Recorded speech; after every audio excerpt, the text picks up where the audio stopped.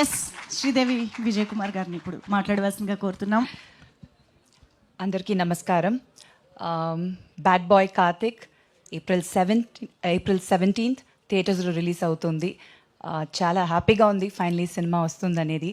And మా ప్రొడ్యూసర్కి శ్రీనివాస్ గారు, ఈ సినిమా నుంచి మీరు ఇంకా చాలా సినిమాలు ప్రొడ్యూస్ చేయాలి, మీ ప్రొడక్షన్ నుంచి చాలా మంచి సినిమాలు రావాలి. I'm wishing you all the very best. And my entire cast and క్రూకి చాలా థ్యాంక్స్.